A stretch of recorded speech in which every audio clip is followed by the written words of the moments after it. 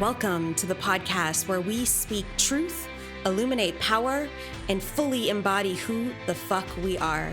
This is the Light Warriors Unleashed podcast. We are all about spiritual evolution, spiritual growth, talking about the things that may be controversial, even some triggering concepts, but we are all about expansion. Come on in and join us as we reclaim and recenter ourselves in the power of who we really are. We are the Light Warriors, and welcome to the revolution. Well, welcome back, everybody. Episode 130 of the Light Warriors Unleashed podcast. And if you are watching the video version of this on YouTube, you will see Tony is ever present.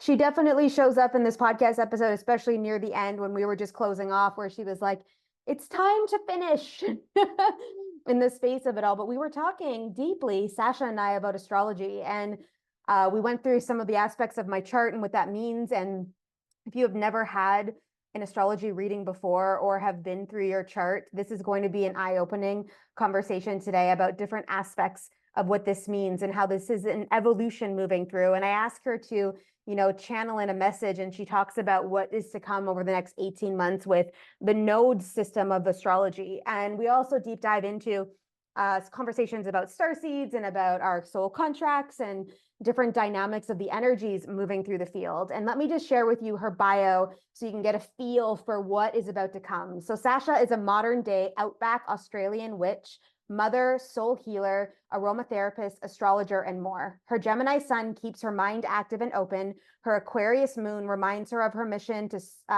society, especially mothers. And her Leo rising gives her the confidence to stand up and share it with the world. And we dive into that. We dive into my chart. We move through the dynamics of her childbirth and stuff she believes about society and the truths that are coming through. So as you know, it's always an eclectic mix of energies as we move through these podcast episodes, because we all are multidimensional people. And it's really fun. This was a really fun episode. It was like two girlfriends hanging out over coffee, chilling about, talking about life. So I can't wait to introduce you to Sasha in episode 130 of the Light Warriors Unleashed podcast. Well, who knows what's about to happen over the next period of time in our world, but I am unknown period of time, 20 minutes, sure. 60 minutes. How long we're going to go. Eventually we will make ourselves shut up. Yeah. Someone set a timer. We're not sure what's about to come through. And isn't that the beautiful thing about life, Sasha? Mm-hmm. Like we just get to evolve and move through. So I just want to welcome you to the Light Warriors Unleashed podcast. And thank you. Yeah, let's just dive into the space right now. We were just talking before we hit record about how she's a Gemini and I'm a Gemini, and about how this amazingness is about to kind of blow up in your ears. So just be prepared for unleashing coming through the Gemini portal. I love that though. And I've always found that obviously I'm drawn to Geminis, and Geminis are drawn to me. Like it's that kindred spirit thing. It's that two soul thing. We just have each other's backs. It's really lovely. Yeah. It's so of course, before we recorded, it's like, yeah, you're a Gemini, I'm a Gemini. Of course we're Geminis. Yeah, of course we are. And we both have pretty strong rising signs. So big fiery rising signs. Yep. Yeah, it's definitely an interesting combination, to put us together in the space of everything. Not too many fucks given here. Yeah, no, absolutely not. Oh my gosh. So let's chat a little bit about into this energy of like this fire. I feel like I want to go there first, because it's like we've got this duality of air, and then we've got fire moving through in this air sign in the space of everything. Now, I don't know a lot about astrology, and I never claim to know a lot about astrology, but what does this mean? Oh, you're in luck then, because I'm an astrologer. So well, there you go. So let's talk about that real quick. Let's look at it. Yeah. Yeah, because that's where that's where not my most recent, but my most life-changing what's the word? I went for a walk and I had it in my head. Spiritual awakenings, that's the word. Yeah. That's my probably my biggest, most profound life-changing spiritual awakening in terms of like 3D life was astrology. Interesting. I'm a Gemini Sun, you're a Gemini Sun, you're a Gemini Moon, I'm an Aquarius Moon, so we've both got air suns, air moons, and then Aries rising for yourself and a Leo rising for myself, so fire rising signs. It's fun. As I said, there's definitely an element of no fucks given, though arguably Aries would carry that energy stronger. But I mean, then it's your podcast, I'm just a guest. Speak freely on the podcast, Sasha. Okay, like don't. Oh even, yeah. I know. Oh. I'm just joking. Oh. Why don't you just tell everybody what you think? Yeah. Well, and this is you know, I've started coming around to the phrase that like people hire me to trigger them. People pay me to trigger them because I'm gonna say it like it is. Yeah. I mean, I'm not gonna hurt you on purpose, but I'm gonna say it like it is. Yeah. And part of that is, you know, the Gemini that everyone loves to hate. Yeah. And part of that's the Leo rising. Like I'm quite happy on a soapbox. Yeah. I quite like having photos taken of myself. Yeah. And you know, you go through that. I run a women's retreat where we get our kid off in the creek and take photos in our underwear. Like, yeah. It was something that, you know, growing up, always knew I was a Gemini. We always know our sun sign. I always knew I was a Gemini. Yeah. And that I come to terms with, like, I'm inquisitive, I'm communicative, I like to learn, I like to talk. I'm not so good at listening. I'm working on that side of myself. But it was discovering the rest of it. And I had spent my whole life being quite unconfident in my outwardness, my confidence.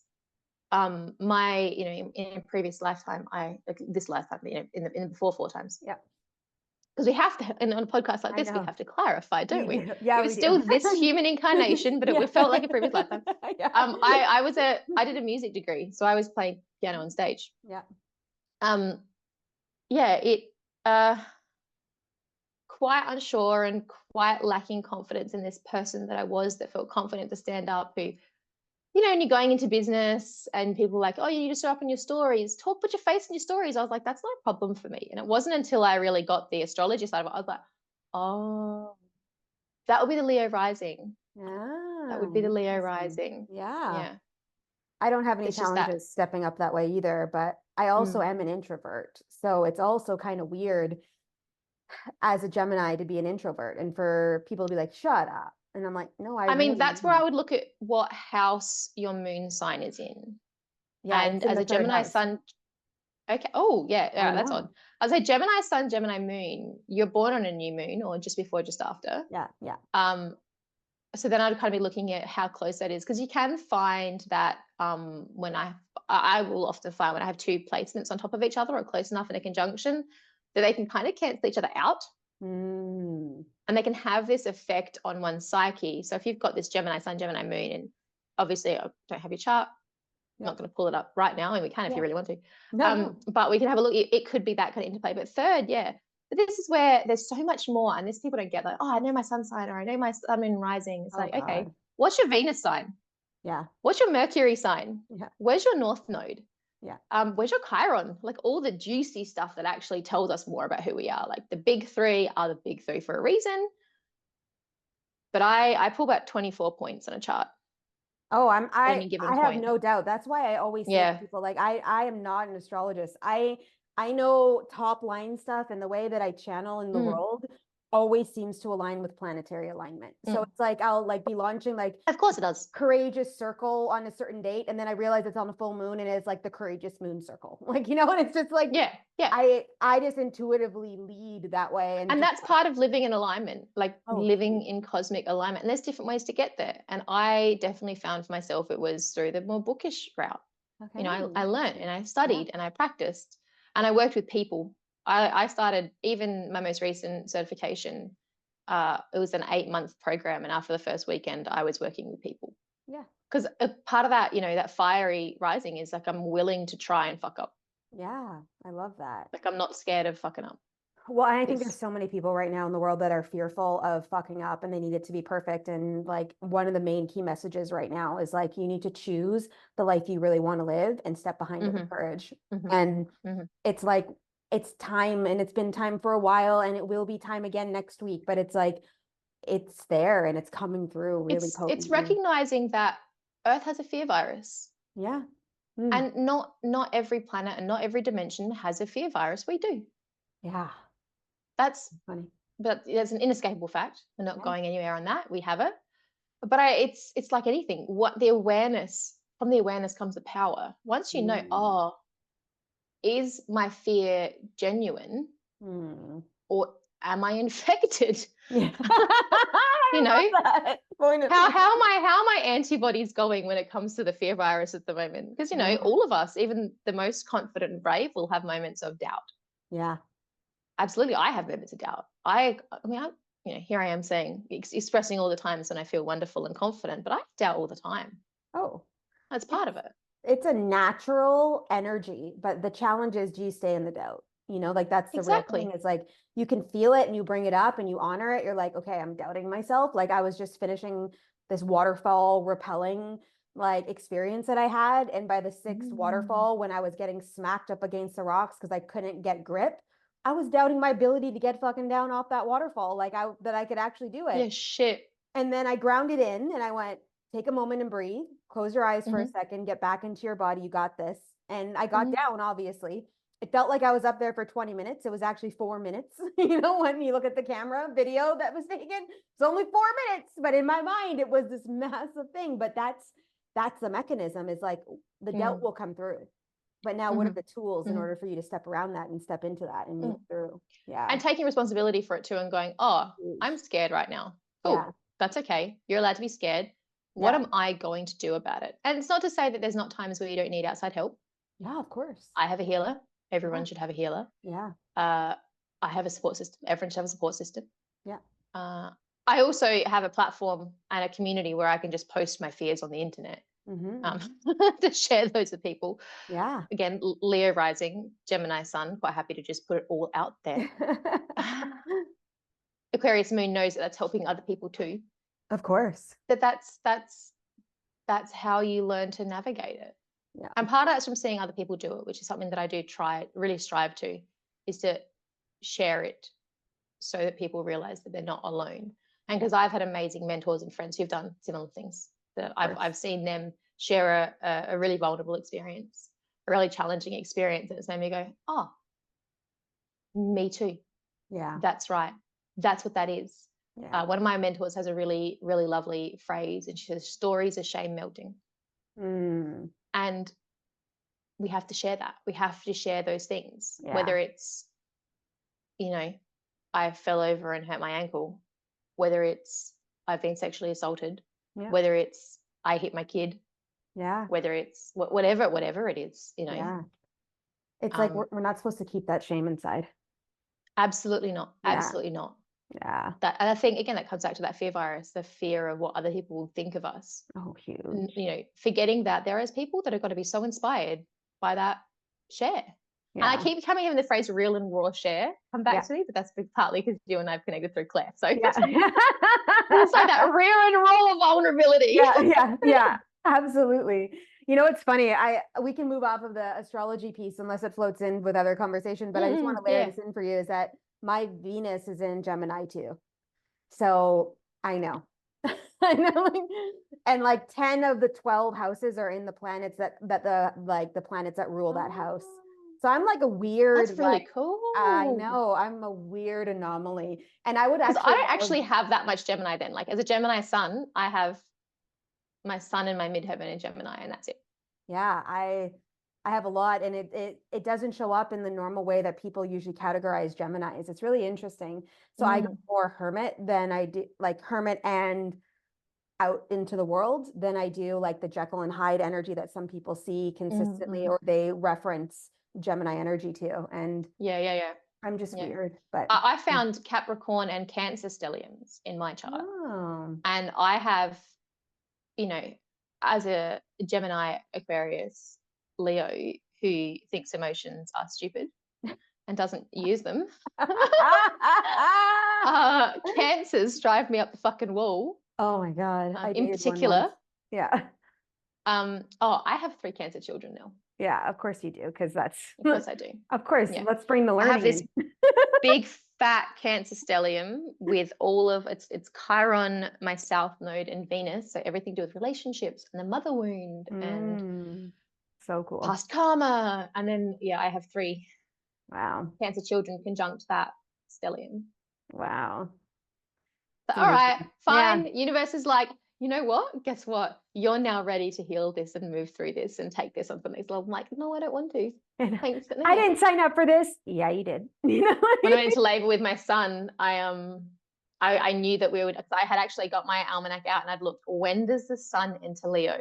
And I was counting down the days, and then I was like counting down the hours. I went into labor at about 1 o'clock in the afternoon, the day before the sun was due to enter Leo. I was like, it's like 15 hours away. I'm not going to be in labor for 15 hours. Shit. Yeah, like, yeah, because you already manifested a fast labor and you're like, I free birthed actually. It was, speaking of getting out of, we were talking earlier. Yeah. You know, getting out of systems and again, fear virus. Best day of my life. Very, very cool experience. But Did I was you do it sitting at there going, home? Tell me about it, because yeah. I'll tell you a story about what I'm going to be doing if I actually have kids in this lifetime. I'm not sure yet if that's coming to fruition. But yeah, tell me about. So I didn't do it at home because I live in buttfuck nowhere. Yeah. I live 100. Well, technically there is a hospital here, but it's my mother's the doctor. So we're not with love. She's an amazing doctor. Yeah. Yes, darling. I cannot. I'm recording. I can't, darling. I need you to go. This is what happens when we have kids. You know, that are cancers. That's our contract. That's our contract. So we didn't do it here because the nearest hospital, the nearest birthing hospital is 100 k's away. God forbid something went wrong. The odds of that happening in a multiparous birth, and I had already vaginally delivered twins, was very, very low. It's like less than 1%. Yeah. However, we went to the city. My nearest city is Adelaide. That's nearly 5 hours away. And I stayed at a girlfriend's house. Like, we've got a very, very dear friend. She was the first person who ever like looked after my children, so my husband and I could have a night away. Yeah. I gave birth on her bedroom floor. Yeah. Yeah. So wasn't planned for that to happen? Is that or absolutely was planned? Yeah, we had. Planned, my husband's a painter, so he's pretty good with the floor sheets. So we had a horrible week. It was my kids' first illness that week. So they were 3. My daughters were 3. It was their first illness, their first temperatures, their first earaches. And then so it was like so 2 children, temperature, earache, labor. Yeah. So my husband taking the kids out, and he got home just after lunch with the girls, and I was like, guess what? And he's like, oh fuck, here we go. So he's like gone into the bedroom, plastic sheeted it, put towels down on top of everything. Didn't work. My waters broke, and they shot out onto the bed. That is amazing. That video is on Instagram. Oh my God. I just start laughing. It was hilarious. I love birth is amazing. Yeah. It's not a medical event. It can be a medical event, but it's not a medical event. And I just gave birth to my son by myself, with my husband. Yeah. At home while my daughters were asleep in the next room.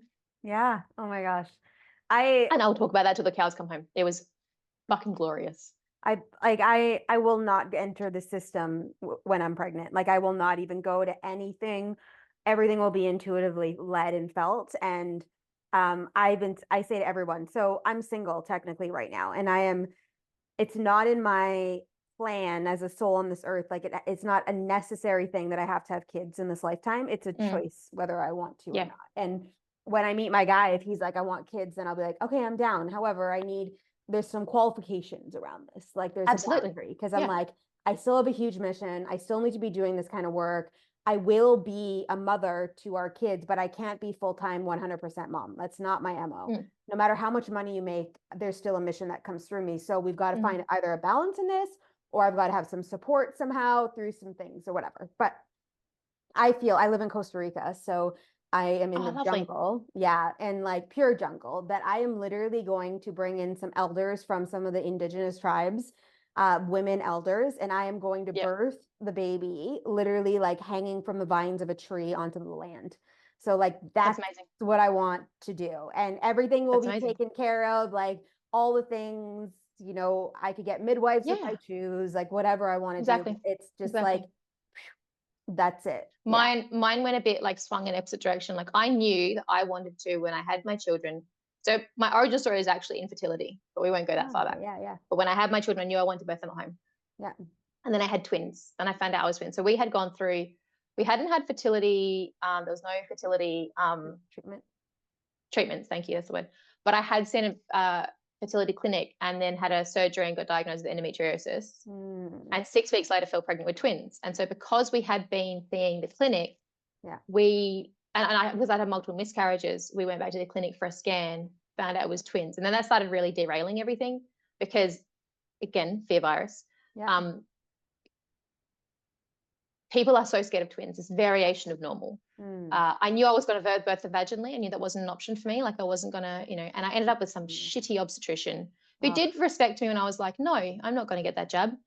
No, I'm not going to have an induction. No, I'm not going to do that test. No, I'm not going to do that. No, I'm going to monitor my blood sugar at home. All of those things. But he still was like, I section all my twins. And he called me crazy after I gave birth. So, I didn't want to work with him, but, the biggest issue was that it is illegal to home birth twins in South Australia. Wow. So it is illegal. So I was always going to hire a private midwife and give birth at home. I was going to do it in Adelaide because the support system here is, I have an amazing support system in this town, but when it comes to me birthing sovereignly, that was never going to happen here. And that's okay because my husband wouldn't have been comfortable with it either. So it was also me in town, but I couldn't hire anyone. There was no one I could hire who would do it because they would be up for legal charges, right? If they attended. So I had to choose either free birth, my first birth, which was twins. If it was only one, I probably would have considered it. Actually, if it was one, I would have had a home birth. That's not even a question. A private home birth, but I had to then choose to navigate the hospital system. First birth was great. Second birth was not. And so when I was pregnant with my son, I was like, I'm not going to. I did have one scan at 20 weeks. And that was partly it was because I have, scans of my daughters and they have tons of scans. They have far more scans than I wanted to have because they kept funny excuses like, oh, if you want to enter the midwifery group practice program, we need a scan to confirm this. I'd go, well, I want to birth in the midwifery group practice program. So I'll do it. I didn't end up getting into it.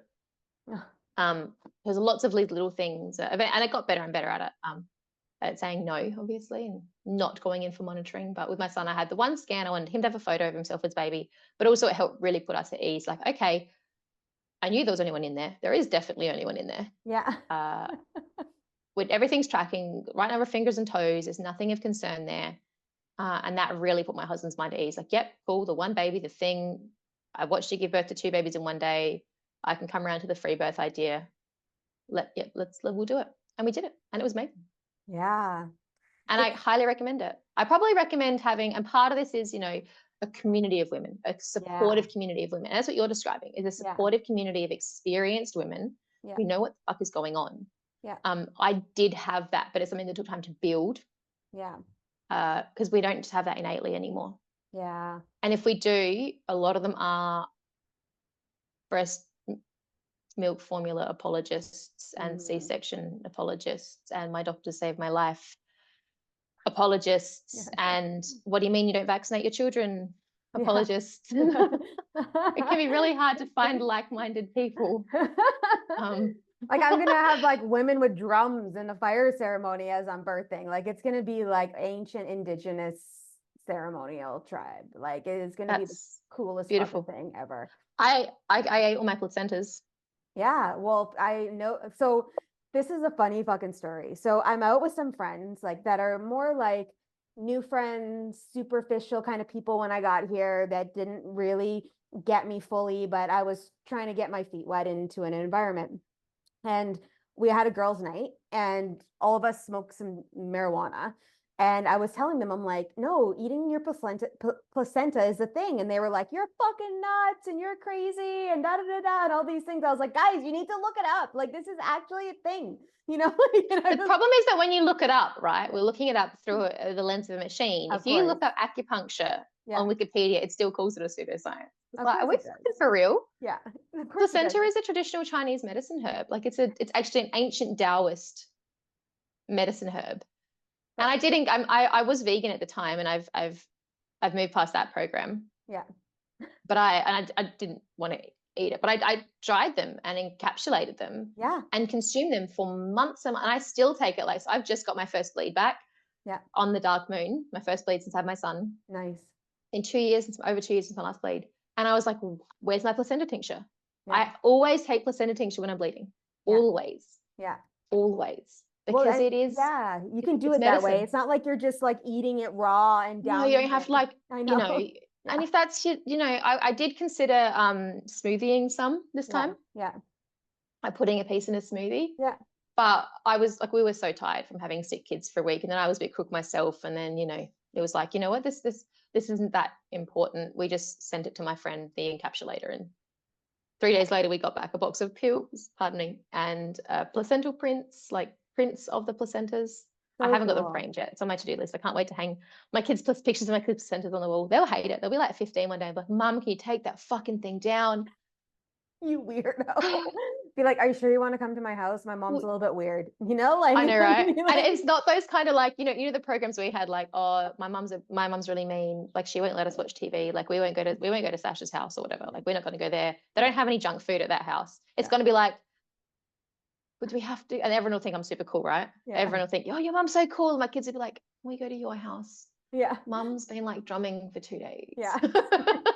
My house smells like sage, and my mom is like telling us all these new things that you have to create a symbol before you walk in the door, and like all the protocols.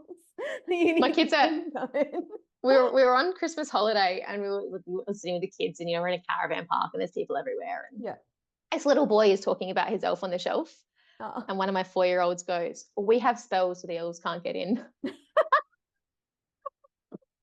Yes. Parenting win. Because we do. Well, I have a client of mine that's really connected to fairy energy. And at one point in time, she actually had pixies at her house. And I said, look, the pixie energy is a duality energy. So we've got to clear some aspects. It's not just the fairy realm here now. The pixies are troublemakers, We have a fairy garden outside. Yeah. And there is, my daughters do have fae in them. They have fae heritage. Yeah. And we do represent that on their altar in their bedroom, but the fairy garden is outside. And there is a besom over the front door. Yeah. And there is a besom over their bedroom door. Yeah. And there is no elf on the shelf getting in here because just no. There's just fairy gardens. Yeah. I definitely have a really tight connection to Avalon energy and working with fairy energy through Avalon time. Yeah, beautiful. Yeah, I was one of the 12th knights on the round table with King Arthur. So Merlin. That's fun. Yeah, Merlin and the Wizard realm too are also my jam. Like I work a lot with that type of energetics. So like I play in this world, and people are like, what should I expect from the session with you? I was like, that you're going to go onto an arcade game adventure, and when you come out, you're going to be like, what the fuck just happened? And I'm like, I love that. What transpires every time. Like, it's just the coolest work ever. So yeah, it's neat. It's really neat when we understand this more and trust in the process of it, Yeah. Trust in that. Yeah. That's cool. Yeah. People ask me what they're going to get out of a session with me, and when we're like, probably a lot of insights that you didn't want to hear, that you already knew, but you didn't want to hear them. Yeah. Like I said, people pay me to trigger them. Yeah. Well, they're ready. They're technically. And sometimes they're not. I have had a really, really wonderful woman and client end our coaching relationship because turns out she wasn't ready. And she thought she was, and she wasn't. And I just put this, I'm currently launching my one-on-one all access coaching container again. I started that yesterday. And someone said to me, like, what kind of criteria do you have people that work with you? Is there any? I said, well, the short answer is no, except you've got to be willing to you've got to be ready to do the work. Oh yeah, for sure. And that's really hard to assess, because whether it's in conversations, in the DMs, or in a discovery call, because people will come to you saying they're ready, especially at this time of the year. I'm sure you're seeing things like people saying, it's not the real new year. And no, it's not. It's a calendar invented by men. Yeah, of course.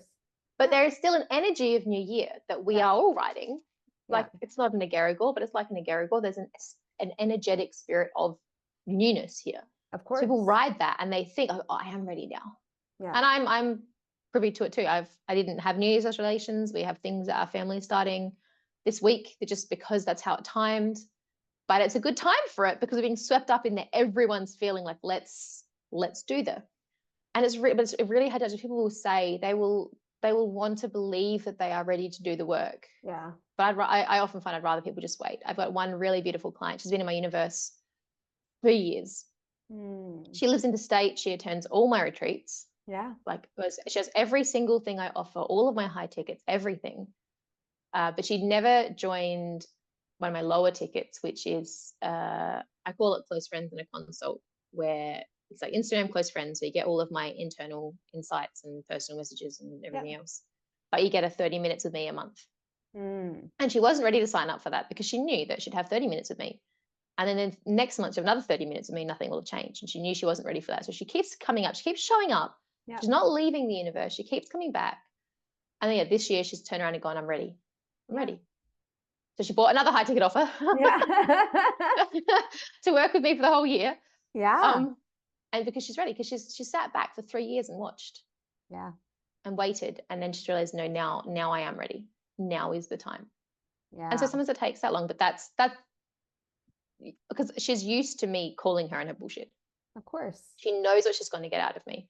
Yeah. But yeah, that's probably what you'll get out of me is it's very validating, I find too, or my clients find as well, especially looking into the charts and things like that. It's like, this is why you're whatever way you are, whatever this it is why you feel this way, this is why this has been challenging for you recently.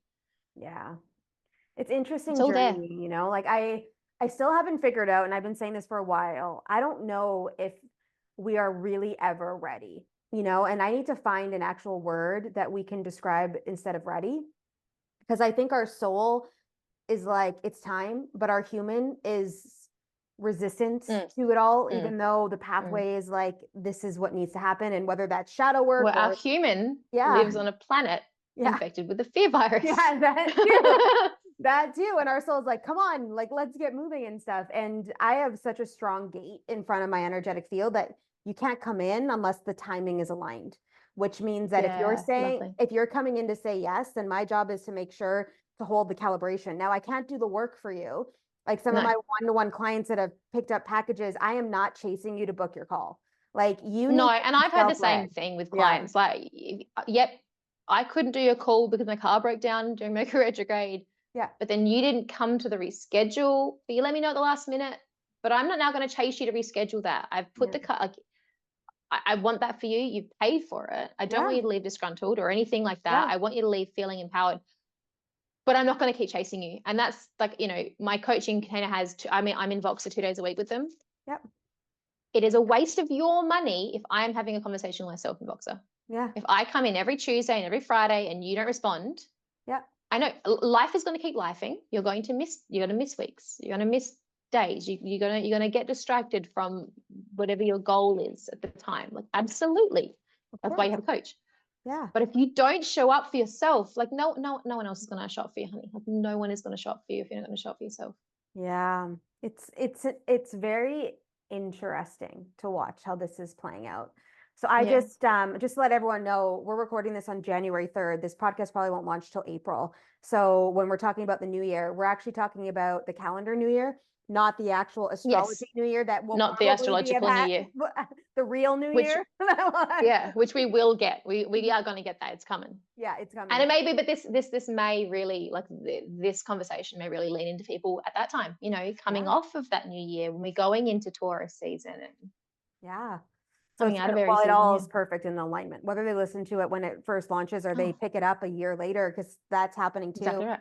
That people are like, oh my God, I just came across your podcast, and people are floating in and out of the realm. But I literally this morning, I've been following this woman, and I knew I was supposed to work with her as a mentor. And I have been in her field maybe for about 2 weeks only. I did a masterclass of hers, and I was like, Spirit's like, you need to work with her. And I saw a post that she made about this 1 week intensive container. And I just heard, that's the one. And I was like, okay, so I sent her a message, and she's like, this is the price. This is what it's going to be. We do one call together at the beginning to clear out a whole bunch of shit. And then you have a week in Messenger with her. And my first instinct was like, what am I going to ask her in Messenger for a week? Like, I don't even know, what that even looks like and means. And I know that I'll obviously be guided in the right perspective of it all, but I'm like, I'm just in for the clearing, because I know the possibility of what she's like, her stick, let's say, or her soul's mission is clearing unconscious money blocks for next level. Cool. Yeah. And in the way that you consciously can't even gather. And just by doing her masterclass, I found 20 energetic imprints that and I've done a lot of work around money. I've done a lot of healing work. Like I've been in this world for 14 years, actively doing work in my own energy. I had a lot of shit to clear apparently. And I can feel it. And it's like, she's about to open up like this stupidly crazy, huge January month for me. That is going to be beyond anything that I know. And I know. And it's like, yes, I'm so here for this. And part of it's like, yeah. All right. Okay. Clear the calendar. Yeah. Yeah. And she's like, I can't do our first call till Tuesday. And I was like, that's exactly the right amount of time. Because let me get everything in place to back up what is about to transpire for me. Because it's going to be. So you'll be entering your 12th house season then at a similar, very, very shortly after. So it's an Aries rising. Yeah. The your chart, the Aries is the line over the side of this, and the 12th house, that's our house of like rest and recuperation.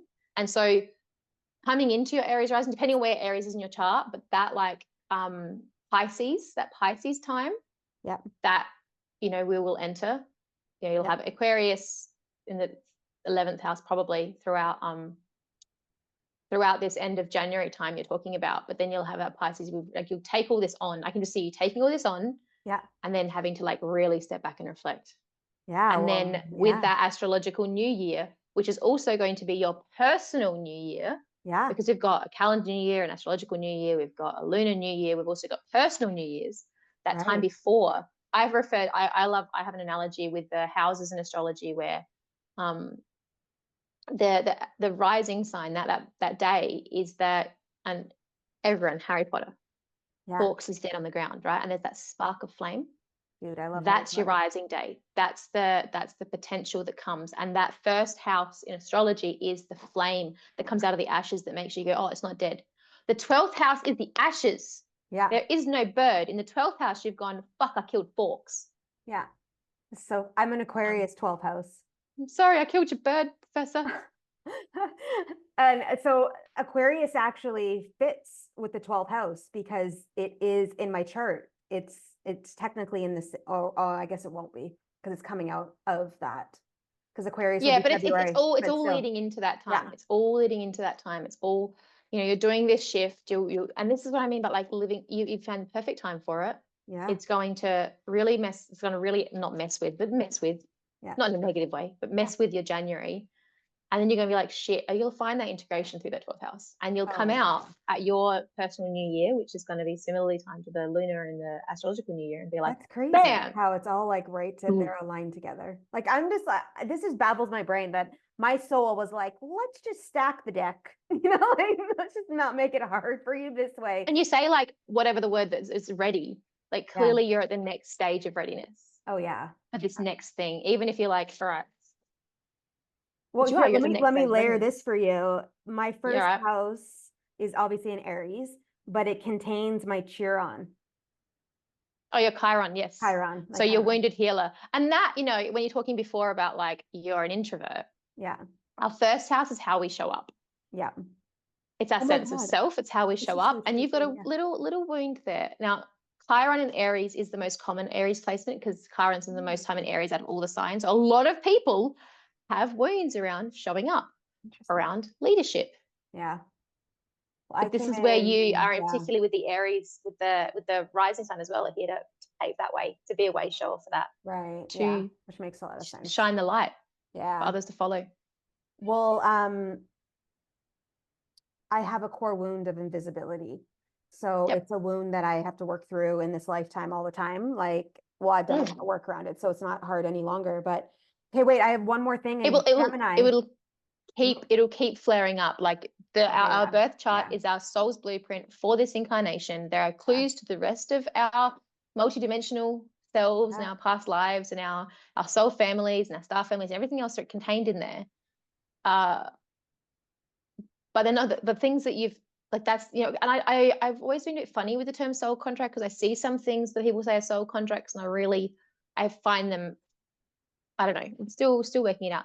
But your birth chart is your soul contracts. That's not changing. You can't change that. Yeah. You can work with it. You can learn more about it. You can do a lot of healing around it, especially about Chiron. Mm-hmm.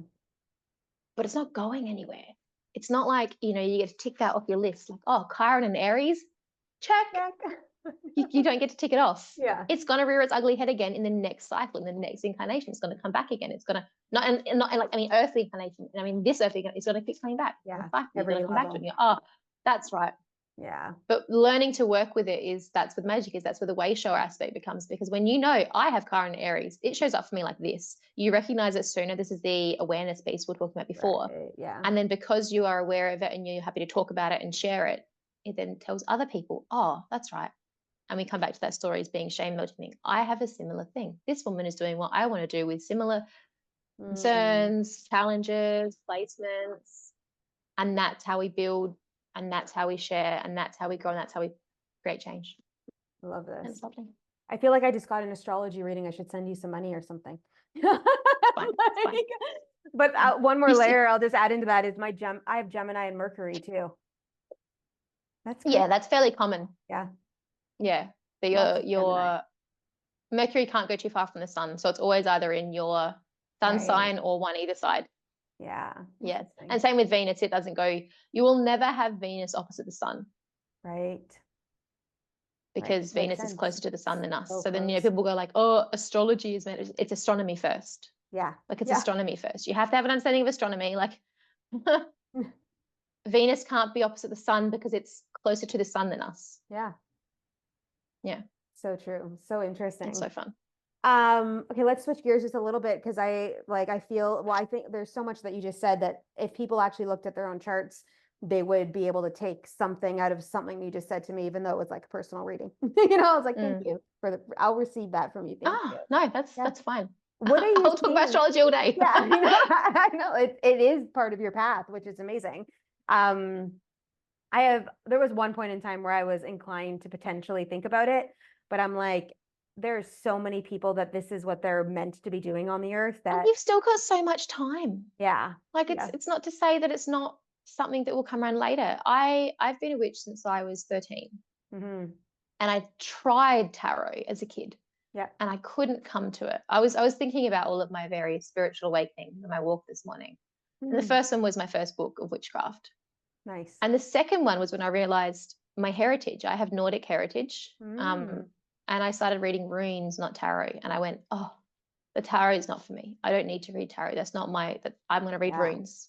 That makes more sense to me. I now read tarot. Yeah. It came when it was ready to come. Like it didn't come until my Saturn return, until my spiritual awakening that came with me recognizing my divinity as a starseed as well. And a light worker. Like that's when the tarot came back in. It was like 15 years between that's getting a tarot deck and realizing it wasn't right. Like, and every now and then I think, oh, there's so much I want to do. There's so much I haven't done. There's so much I need to do. And then I remember that I am 33 years old and I have 3 kids under 5 in the house. And there is so much time for me to do this other shit. Yeah. Whether it's learn to read tarot or learn to read charts, or I'm really interested in Eastern astrology. And I have not even had a chance to dip my finger in yet. But it's okay. Heaps of time. Heaps of time. And it may not happen. And that's cool too. Yeah. Because it's, you know, again, it's honestly, it's all part of the grand design. It is part of the design. It's also, you know, not part of the design. It's whatever will be, will be. Yeah. I'm not attached. I'm not attached to the outcome. Yeah. And I agree with you about that, I wake up every day. I'm like, where do I need to be today? What are we doing? Well, you described it with having kids or not. Yeah. Same thing. Like right now, probably not kids, but if the kids thing happens, the kids thing happens. Fucking cool. That was meant to be. Yeah. Yeah. I'm just so open. People are like, what's 2025 going to bring for you? I'm like, well, the intentional energy is expansion. But I don't know what that means, because I'm just going to get up every day and keep moving the energy through and figure out where I'm going to land. Like, that's how I got to Costa Rica. I was literally one day I woke up and Source was like, it's time to go to Costa Rica. And I was like, okay, when am I leaving? And they're like, in the fall. And I'm like, should I start selling stuff today? And they're like, yeah, all right. That's what I'm going to do. Off you go. Let's get it done. Yeah. See, that makes me go, but I just planted 22 fruit trees, so I'm here for the long haul. You're here for the long. You definitely are. Well, I never even been here when I moved. I had never set foot in this country at all. I had no idea what I was walking into. And that was part of the whole journey though for me. That's Like, it. it's That's it. imperative. Yeah. That's really cool. That's really beautiful. Yeah. I like that. And a part of me is like, go do that. But I have too much fixed energy in my chart. Like it just, you know, you get talking about the Gemini thing. Like people think Gemini immutable, spontaneous, like I am. Yeah. But I also have Aquarius and Leo, which are fixed signs. Right. So my spontaneity has boundaries. Yeah. And you have 3 kids, so that's a whole other thing. Well, yeah. And I have 3 kids. So we talked about moving before we had kids, then we had kids, and we're like, lucky it's a really nice town. Yeah. Not that we won't move somewhere one day, but right now I'm like, I just want to find 22 fruit trees. I want a chook yard. I want to go anywhere. It's a flex being able to eat from a fruit tree. Like I have never felt more grateful to where I live than I do. And Costa Rica would be amazing for that. Yeah. It's like, whereas I live in the desert. So we have to have like, we've had to do soil prep because the soil shit. We have had to have like real hardcore irrigation, like not hardcore, we're not like cropping, but like we've got serious irrigation put in because otherwise I'm not going to go out and water the fruit trees every day. Yeah. But they need it because it's going to be 40 degrees here today. Yeah. So, you know, it takes planning, and it takes work, and takes effort, and takes money. And you just get to like walk out inside and be like, that is a sweet fucking mango. Yeah. Or like my landscaper comes and he just chopped a coconut from a tree and he's like, coconut, sí, por favor. Like, yes, I will take that from you. I would love that. Thank you. Yeah, it is beautiful. The fruit is like, I can't even explain to people what it's like to live here. The food I get to eat is just like, beautifully it's real food. It's real food. Yeah. I know you and I could like riff off for 500 million years about all like anything. Kinds of things. Yeah. Yeah. I'd love to just kind of lean into, what are you seeing moving forward in the collective that people may or may not understand or know about, that is kind of a pertinent thing coming through that you feel called to share? Definitely the nodal axis. Okay, tell us about it. So, all right, we're going back to astrology. Yeah. That's cool. But it does, I have seen the broader theme of this going into like Age of Aquarius, things like that as well. So it does cover, you know, it covers a lot. But in the immediate, like short term, every 18 months, the North Node and South Node change. Okay. So we're about to shift. We're recording in January. It's going to shift this month, and it will sit there for 18 months. Right. So the North and South Node are, cosmically, we talk about this being the nodes of fate, the nodes of karma, the nodes of destiny. The North Node is where we're going. The South Node is where we've come from. Astronomically, it's the point of intersection of the Earth's orbit, not the Earth's orbit, the Sun's orbit and the Moon's orbit. So it's where we get eclipses. Gotcha. So, you know, the Sun and Moon are constantly passing, but they don't always pass because their orbits are slightly different around us if you look at it from a geocentric perspective. But where that point of intersection is the node. And that's why when we have the nodes in where they've been for the last 18 months in Aries and Libra, all of the eclipses were in Aries and Libra. Gotcha. Moving into Virgo and Pisces, all of the eclipses are in Virgo and Pisces, or very close to. Sometimes it'll be in a sign next to it, depending on how close it is to the cusps. For me, this has really been, so Virgo and Pisces, like what do we know about Virgo and Pisces? Virgo is this earth maiden. We're talking immutable earth sign. We're talking 2 mutable signs, actually. They're both mutable earth signs. People think of Virgos as being like type A, really grounded, beautiful, greens, that kind of thing. For me, Virgo is very much the myth of Persephone. Yeah. Oh, okay. Yeah, makes sense. And that, you know, that virgin, that gets stolen, and then we lose our bountiful earth time, and as the mother grieves. Just want to put out there that maybe Persephone knew exactly what she was doing and wanted to get out of the thumb of an overprotective mother and get a good dick in. Just between you and me. Maybe so Hades has got good dick. Just saying. And I can see that, and the earth like going into winter because Ceres is pissed off and upset that her daughter like doesn't want to be like her. Anyway, sorry. And then Pisces is this liminal in between space. We've been talking about the 12th house. The 12th house and Pisces are associated. There's in between, there's visions, there's dreams, all of what comes through Pisces. And it's like, well, what has this got to do with the current collective energy? Yeah. What these two signs have in common is they are signs of service. That makes sense. And they're signs of service on a physical level and a cosmic level. So how do we serve Virgo as Virgo, and how do we serve as Pisces? And it's this aspect of service. Coming off Libra and Aries, we have been in this stage of me versus we. So the South Node has been in Libra, harmony, people pleasing, you know, giving away of oneself. And working with mothers as I do, it's been a lot of like, hey, if you constantly give to everyone else all the time, what have you got left for yourself? Whereas if you step into Aries energy, which is petulant toddler, me. Yeah. If you can meet all of your needs, doesn't everyone else benefit? Right. Like if you are strong and well rested and regulated nervous system, and of course your kids are going to be better behaved. Yeah. Of course your work is going to be easier because you've met your own needs first. And that's been the axis been on for the last 18 months. Right. Is working out, doing these things that serve others, not myself, is not actually in service of myself. And then when it comes to those of us who are aware of our missions, moving from that, which is like, and I went through this, like I ran a retreat with this energy, and I found myself people pleasing as the leader, Aries, of that retreat. And that was part of my, this is a lesson for me to unpack. Right. You know, it was my biggest retreat ever. I had 12 women and they weren't all coming to the scheduled things at the time. And so I'd wait because I was like worried about them, you know, not getting their full value, and there's money things there. But I was like, eventually like, no. They don't want to come. They don't want to come. Yeah. Like I can't wait for them. There's people who have come. Yeah. Like just lead, Sasha, lead. Because then that is in greater service to myself and to them. And so then moving then into this axis of service, where we're going, oh yes, now we've taken all the lessons we've got from recognizing our own divinity and putting ourselves first. And now we're looking at, all right, how can I use that to serve? How can I use this for my mission? And the nodes have gone. So South Node, past karma, past lives, you know, where we've come from, where we're comfortable, what we are integrating, but integrating so we can leave behind is Virgo.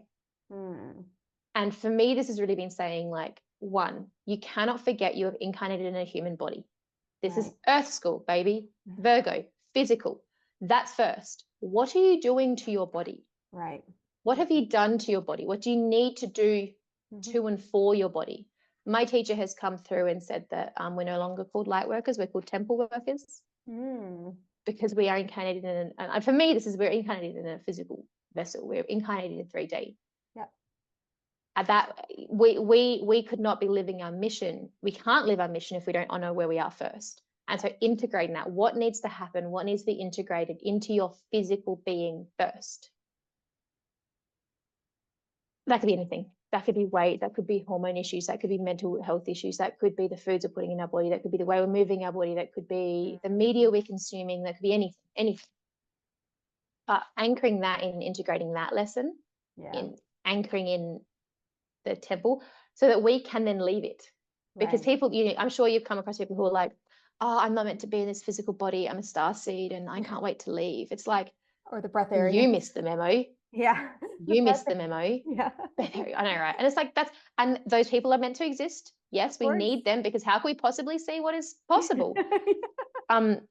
You know, you need to, it's all about the realms of possibility, but of course, as a rule, it's probably not you and me, babies. Probably not. Like, I'm here to have babies and learn and share, and physical experience as a part of it, so that we can then leave and connect. And so if you are like someone who's, so to describe myself, someone who's learned this in quite recent years, had mystical experiences whole life, but learned this in recent years and gone, oh, okay, I've got to shift what I'm doing internally and physically, because that's how I can ascend from mind conscious, from the 3D into spirit and soul conscious, and beyond into sacred heart and into connection. I was reading a yogic text, Purusha, like how we can, so then into that. But when that experience is finished, we're still going to come back to physical. Right. And if you want to, and then the word grounding, people are like, oh, you know, you've got to ground. Yeah. You can't just ground down, you have to ground up as well. Yeah. And so this energy of as above, so below. Right. That's really, really big. Earth star chakra, soul star chakra, like bringing the two parts together in harmony. It's great to be earthing down. You should do that. That's got amazing health benefits. That's a physical thing. That's a Virgo thing. Go out and do that. Yeah. But do that so that you can remember your divinity. Right. Yeah, it's definitely so interesting, the journey of it all. And it's really fun because like I said to you before, I listen and I take action. And I've learned over the years that that's the mechanism that's where we're meant to all be, is like so connected to soul, our source, divinity, and moving through in that perspective and still being a human. So earlier in 2024, I just kept hearing, you're going dry in 2025, like no alcohol. And it's not like I drink a lot of alcohol, but every so often I love to have a drink. And especially it's like an experience for me. I'm like, I'll go out with a friend and we're sitting on the bar and having espresso martinis and being bougie and all that shit. But this year of 2025, I'm going dry. So if we look at the Virgo energy of what that's representing and what we're moving into, well, it makes so much sense, you know, in the space of that all. Like, I don't look at it from... And it may not be forever. It may just be while the South Node is in Virgo. Yeah. It's crazy, because right? we're part of opening the channel. And because after Virgo Pisces, we're going to get Leo Aquarius. And the North Node is going to be in Aquarius. Wow. And again, it's only 18 months. It's a snippet. We're talking about, we've had Saturn in Aquarius is finished. That was my Saturn return. That was COVID. We've got Pluto has just entered Aquarius. This is one of those signs that like the age of Aquarius is coming, that we're starting to step into it. We're going to have this little mini one where we have this North Node in Aries and in Aquarius. Like, you look at the precession of the equinoxes, we're still a lifetime away, like a literal human lifetime away from the age of Aquarius as a precession of the equinoxes visible in the sky. Here's the thing. But we're moving into it. We're starting to see and feel, and those of us who know and feel, we already know, we're already doing this. And that's the way show aspect. Like, we're doing it so that when our grandkids are doing this, it's easy. Yeah. It's easeful. It's clear. And a lot of the programs and conditioning has been released to make the way easier when we hit that. But there's all these little mini parts of like age of Aquarius thing coming through. And so this one here, recognizing service, recognizing your divinity, recognizing that your divinity is actually in your humanity, finding that channel, find that connection, as above, so below, will then help when we move into Leo Aquarius, when we actually have to speak about this. Like, people think like, oh, there's been a spiritual awakening and everyone's into it now. Wait for the next nodal shift. Give it 2 years. I've been telling everybody, we're still in a dark phase of 2025. Like, people think it's already broken. I'm like, guys, we're climbing up until like expansion in 2027, just feeling. Well, it's a 9-year. Like, we've got so much to let go of this year. It's a 9-year, we've got heaps to let go of. And there's only something like, so you're aware of like retrogrades and all the planets retrograde. When no planets are in retrograde is usually our period of most energy and movement. I think there's like maybe 30 days this whole year where there's no planets in retrograde at all. Like, I'm not saying it's not a year to get shit done. Everyone's going to have their own placements and actions and movements and missions and goals and desires and dreams. But it's not, if you feel like this is a year to be doing things, again, just wait another 2 years, like wait until there's less retrograde energy affecting us. Wait until we hit Aquarius. But that's where, like, this is the bit you've got to do the life. You've got to step by step through it. I've been watching the nodes now since Gemini Sagittarius. And every time we've gone to a new nodal shift, that's really anchored in for me. Like, I've gone, oh, that I can see my lesson. And sometimes I get it really strong beforehand, like the me versus we came through before we hit Aries Libra. But the lessons that I had to learn from that came during it. Same thing. This particular one, this Virgo Pisces, has only really started anchoring the last couple of weeks. So I can't imagine what I'm going to actually learn during it, when it's actually active in our skies. And we'll also have Saturn conjunct North Node in that as well. It's going to be challenging. It's going to be releasing. It's going to be showing us about time and how we use time, but also the illusion of time as well. Ready for, we have to go through these steps. You can't just get to the top of the mountain. You've got to take every single step to get there. Yeah, I love all of this. I look forward to the movement forward in general. I know there's a lot of work that needs to be done still in my own world because that's the part of the journey. But there's also the duality of being able to have peace through the journey too, which is something that's really been fun. I I have my North Node's in Leo, so it'll be interesting when it goes into South Node what that actually represents for me. Yeah. That time. I find that when that happens, we have that nodal return, but it's an opposition. A lot of it is about integrating. So you'll be integrating while your North Node is like, hey, I already know this, and the collective is going, we're working this out. Part of it you'll be integrating that, but partly you'll be way showing. Yeah. Like that'll be a big way show aspect. Of course, your South Node is in Aquarius. You've already done this before. Yeah. You already know that. Yeah. South Node Aquarius, I think, is a really strong a star seed lineage point. Like, of course you're an alien. Yeah, I know. You've been an alien before. Like, I'm like, I only incarnate. It's right there. Yeah, I only incarnate when the soul's mission, like when the Earth's blueprint is off. That's part of my soul's mission. So when Atlantis fell, when all this other stuff transpired, like I jump into a physical form to come to Earth to help recalibrate it back in. So this makes a lot of sense as to why I have an Aquarius self. And that's that nodal axis when I'm looking at an individual's chart will often give us a clue as to where they come from, where they're going, not just in this soul's lifetime. Yeah. Like obviously this soul's lifetime is part of that, but it's that's one of those points that's like, this is the indicator of not your mind conscious, what your mind conscious is doing right now, but your spirit and your soul and your all that is, and how you fit into that complex matrix of divinity and God, universe. Yeah, this is so cool. Do you do one-off sessions for? Okay, cool. So if someone's like been listening to this, they're like, I want to know my stuff, they can contact you directly, which will obviously have all of your contact info in the show notes. And I encourage everyone to do that anyways. Like tag us on Instagram. We're active there. We want to know if you're listening, what you've learned from this session. Apparently my cat's telling me it's time for us to finish. Because she's like going nuts. I know. We're cool. Closing up, honey. We're closing. We told you we needed an alarm. Yeah, I know. In the space of it all, but like I love the dimension of what you brought today, and thank you so much for freely sharing your gift to the world. And she's probably gonna like stop recording or something with her head. And I'm like, hello, give us 5 more minutes and all the things. We're wrapping up. I promise. Yeah. Most people that have listened to this podcast know Tony because she actively comes on with messages and stuff too consistently all the time. So she's one of those types of cats. But yeah, just seriously, thank you for sharing your gift and all the light. And no, thank you so much for having me. I really appreciate it. Yeah, me too. So everything will be in the show notes for you guys. I'm gonna like encourage you guys to reach out to Sasha. If you loved anything about this, tag us on Instagram, share it out, send it to a friend. Someone may be asking for this kind of information and needed the messages today. And you know, we're all in this together. I say this all the time. It's like we're building communities in all different aspects, meaning when we're called to share, our job is to share and step up into that space. So yeah, any closing thoughts that you want to say before we hit done? No. Good. I think we got there. Yeah, I think so. You just know, you do these podcasts and you don't go in with a plan and you get like, oh, anything else? Like, no, that's it. That's the transition. We're complete. Yeah, we're complete. So again, like just so grateful for us in this chat today and the co-creation that came through. Absolutely.